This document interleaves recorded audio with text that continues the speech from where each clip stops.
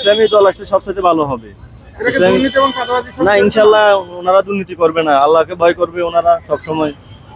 আল্লাহকে ভয় করে ওনারা দেশকে এগিয়ে নিতে পারবে। আর ওনারা আসলে এই যে সাধারণ জনগণের জন্য কি কি উপকার হতে পারে? ওনাদের জন্য অনেক উপকার হবে, কখনো দুর্নীতি হবে না, কখনো চাঁদাবাজি হবে না, কখনো দর্শন হবে না, অনেক কিছু বন্ধ হয়ে যাবে। এর ভিতরে আপনার সবাই ন্যায় বিচারও হবে, ইনশাল্লাহ সবকিছু হবে। ওনারা আল্লাহর কোরআন দিয়ে দেশ চালাবে, তখন সবকিছু ঠিক হয়ে যাবে ইনশাল্লাহ।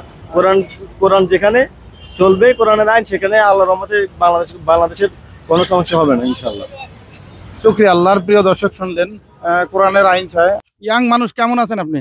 এই তো আলহামদুলিল্লাহ, আল্লাহর রহমতে ভালোই আছি। সামনে কিন্তু ইয়াংদের ভোটেই কিন্তু দেশের সরকার করবে। যদি আমরা ভুল করি তাহলে আবার কিন্তু আমরা বিপদে পড়বো। সামনে কোন দল বাংলাদেশের ক্ষমতায় আসলে আমরা একটি দুর্নীতি ও চাঁদামুক্ত দেশ পাবো? আমার মনে হচ্ছে জামায়াত। কারণ জামায়াত কখনো তো আসে না নির্বাচনে। আমি বিএনপির ছোট ছিলাম তখন দেখছি, আওয়ামী লীগ তো পুরাই পাইছি। এখন আমরা জামায়াত চাই, দেখি জামায়াত আসলে কি হয়। দেশের উন্নতির জন্য জামায়াত প্রয়োজন আছে এখন আমি মনে হচ্ছে। কারণ চুরি দুর্নীতি এগুলো সব বন্ধ হওয়ার জন্য জামায়াতের বিকল্প কোনো দল নাই। কারণ বিএনপি এখন আসতে পারে, আসলে এই যে এখনই দেখতেছি বিএনপি না আসার পর কি তৎপরতা চালাইতেছে, চাঁদাবাজি সব আগের মতন আওয়ামী লীগ যা করতো এখন বিএনপিরও তা করতেছে। সেই হিসাবে জামায়াত আসলে আমাদের জন্য, হ্যাঁ হ্যাঁ, এখন জামায়াত আসলে আমাদের জন্য আরো ভালো হবে। আপনি কি খালি আসলে ভালো হবে এটা চাচ্ছেন, না ভোটও দিবেন? আমার ভোট তো আমি জামায়াতকে অবশ্যই দেব। হ্যাঁ, ইভেন আমার ফ্যামিলি সবাইকে বলবো দেওয়ার জন্য। আসসালামু আলাইকুম বড় ভাই, আপনি কেমন আছেন? জি আলহামদুলিল্লাহ ভালো আছি। আপনি মনে হয় আমার প্রশ্নটা শুনছেন। আসলে কিন্তু সামনে আমাদের ভবিষ্যৎ গড়ার সময়, কারণ আমরা বারবার কিন্তু পস্তাচ্ছি। এখন সামনে কোন দলটাকে বাংলাদেশের ক্ষমতায় নিয়ে আসলে আমরা একটি দুর্নীতি ও চাঁদামুক্ত দেশ পাবো? সৎ লোক যে থাকবে তাকে আমরা চাইতেছি। তো ইসলামিক দল হোক আর বিধর্মী দল হোক, যে দলই হোক, সবাই মিলে তাহলে দেশ চালাইবে, এটাই আমরা চাই। আচ্ছা, বাংলাদেশে সবগুলো বেশ কয়েকটা দল আপনি দেখছেন, কোন দলের মধ্যে সৎ লোকের পরিমাণ বেশি? সেটা তো দল বলতে গিয়ে একটা সংগঠন আছে, সেটা হলো হেফাজতে ইসলাম। আমি এই দল যদি দল ঘোষণা করে তাহলে আমি আছি। মানে হেফাজতে ইসলাম সহ যদি সমস্ত ইসলামিক দলগুলো একজোট হয়, সেটা থেকে আপনি ভোট দিবেন? অবশ্যই। কিসে ভোট দিবেন? যদি আগে যে মার্কা থাকবে সবাই মিলে তো একটা মার্কা হবে। জি। কি দলের? হেফাজতে ইসলাম আমি চাইতে দল ভিত্তিক হিসাবে চাইতেছি। যদি ওরা হয় তাহলে কি করবেন? তাহলে ভোট দিব তাদেরকে। আসসালামু আলাইকুম ইয়াং, আপনি কেমন আছেন? আলহামদুলিল্লাহ। আচ্ছা, প্রশ্ন কিন্তু শুনছেন, আবারও বলতেছি, আমাদের সামনে ভবিষ্যৎ ঠিক করতে হবে। বাংলাদেশের ভবিষ্যৎ সামনে কোন দল ক্ষমতা আসলে আমরা একটি দুর্নীতি ও চাঁদামুক্ত দেশ পাবো? যে দল দেখা গেছে আপনার আওয়ামী লীগ তো আসিল অনেক বছর, আওয়ামী লীগের কি শাসনামল আমরা দেখলাম, ওরা অনেক কিছুই করছে। অনেক ক্ষেত্রে দেখা গেছে আমরা বিএনপির আমল অবশ্য আমি পাই নাই, বিএনপি কি করছে না করছে দেখি নাই, কিন্তু এখন বর্তমান কোন দলই বলতে গেলে ক্ষমতায় নাই বর্তমান। তারপরও এই আমলে ওরা যা শুরু করছে ক্ষমতায় না আসতেই, এখন দেখা গেছে যে ওদের এই কর্মকাণ্ডে ওদেরকে মানুষ ভোট দিবে না। এখন মানুষ এই দেশ যারা সুষ্ঠুভাবে ভালোভাবে চালাতে পারবে তাদেরকে মানুষ ভোট দিবে। আপনারা ইয়াংরা কোন দলটাকে বেছে নিতে চাচ্ছেন সামনে? আমি আমার মতে হেফাজত জামাত কি দেওয়া দরকার। হ্যাঁ, কারণ ওনারা আসে আইসা, ওনারা দেশকে যেভাবে করতে চায়, ওনারা আসেন আইসা বলেন আমাদেরকে এভাবে এভাবে করতে চায়।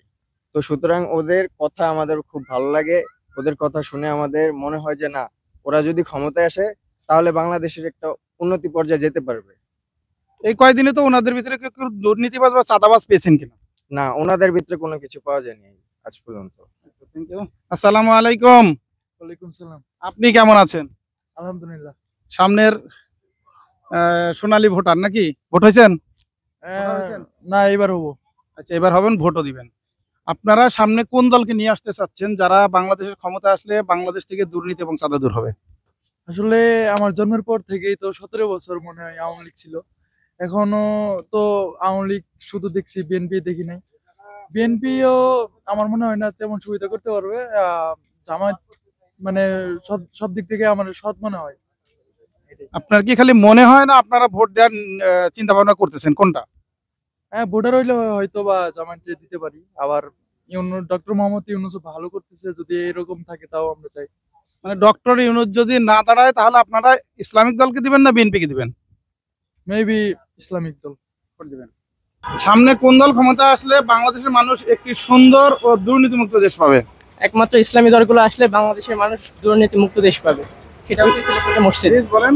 খেলাফতে মসজিদ এটা আসলে একমাত্র দুর্নীতিমুক্ত দেশ পাবে বাংলাদেশ। আচ্ছা, ইসলামিক দলগুলো কি চাঁদাবাজি বা দুর্নীতির সাথে জড়িত না? না, এটা জড়িত না। আর যারা এগুলা করে তারা ইসলামিক দল হিসেবে না, তারা এর মধ্যে নাই আর কি। ঠিক আছে, এগুলা এরা হচ্ছে যে মানে সেজে এগুলো আমাদের জন্য দুর্নীতি করার জন্য এলা বলে আর কি। আপনাকে দেখলে তো ইয়াং মনে হচ্ছে। সামনে কোন দল ক্ষমতা আসলে বাংলাদেশের মানুষ একটি দুর্নীতি ও চাঁদামুক্ত দেশ পাবে? অবশ্যই আমরা একটি দুর্নীতি চাঁদামুক্ত দেশ দেখতে হলে আমাদের প্রিভিয়াস হিস্টোরিতে 2 জন মন্ত্রী ছিল বাংলাদেশ জামাত ইসলামীর, যাদের 1 টাকা দুর্নীতি পায় না, কিন্তু তাদেরকে বিভিন্ন ভাবে ফাঁসি দেওয়া হয়েছে। তো আমি চাই বাংলাদেশ জামাত ইসলাম যদি আসে, দাঁড়িপাল্লা মার্কায় আমরা ভোট দিব, সেক্ষেত্রে আমরা দুর্নীতিমুক্ত এবং চাঁদাবাজ মুক্ত বাংলাদেশ পাবো ইনশাআল্লাহ, আশা করি। এটা হচ্ছে আপনি ধরতে পারেন যে গাছে বেল পাকছে তাতে কাকের কি, মানে ডোনাল্ড ট্রাম্প ক্ষমতায় আসছে তাতে হাসিনার তো কোনো মানে আনন্দিত হওয়ার কোনো ইয়া নাই। যদিও এটা বৈরাজনীতিক একটা বিষয়, আমি মনে করি না যে এটার মাধ্যমে সে কোনো মানে ট্রাম্প কার্ড খেলতে পারবে বা ফায়দা পাবে। ডোনাল্ড ট্রাম্পকে আসলেও কি হাসিনাকে ক্ষমতা বসানোর জন্য চেষ্টা করবে? ডোনাল্ড ট্রাম্প তো বাংলাদেশই চিনে না।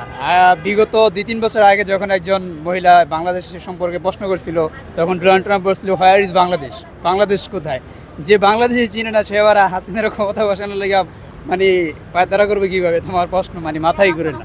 আচ্ছা, আমরা যে দুর্নীতির জন্য বা চাঁদাবাজি মুক্তর জন্য একটা দেশ চাওয়ার জন্য যে লড়াইটা করেছি, সামনে কোন ধরনের গভর্নমেন্ট ক্ষমতা আসলে, কোন ধরনের সরকার ক্ষমতা আসলে আমাদের সেই দুর্নীতি এবং চাঁদাবাজ মুক্ত আমরা একটি দেশ পাবো?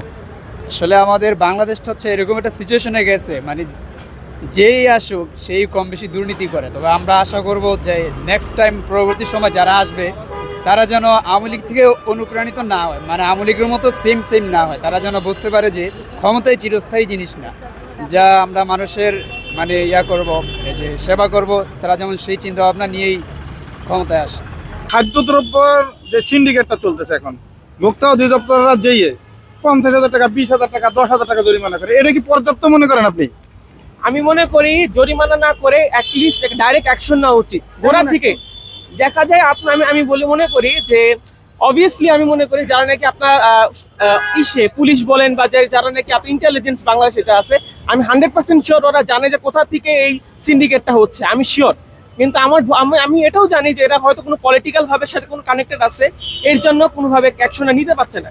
তা আমি মনে করি যে এগুলো ভুলে একটা ডাইরেক্ট জনগণের স্বার্থে ডাইরেক্ট একটা অ্যাকশন নিয়ে এ থেকে গোড়া থেকে থামালে হয়তো একটা ভালো একটা আশা করা যাবে। জরিমানা করে লাভ হবে না, কারণ আপনি যে জরিমানা করবেন সেই টাকা আমাদের থেকেই টাকা নিয়ে নিবে পরে, এটা লাভ হবে না। 50,000 টাকা জরিমানা করলে দেখা যায় যে একদিনে আর 50 মানে 2-3 লাখ টাকা কামাই, লাভ হচ্ছে না। সুতরাং শাস্তিটা কেমন হওয়া উচিত? কি 10 বছরের বা 5 বছরের জেল বা এদের লাইসেন্স বাজেয়াপ্ত করা, কেমন ধরনের শাস্তি হওয়া উচিত? কেমন ধরনের শাস্তি হওয়া উচিত এই ক্ষেত্রে আমি ঠিক শিওর আনসার দিতে পারছি না, বাট আমি মনে করি যে যারা নাকি আপনার শাস্তি দিবে, কোর্ট বা যেই আপনার শাস্তিটা দিবে, অবশ্যই এই জিনিসটা নিয়ে ভাবা চিন্তা করে একটা শাস্তি দিবে, যাতে এরকম কাজ যেন না হয়। একটা এফেক্টিভলি কোনো একটা পলিসি হবে বলে আমি আশা করি।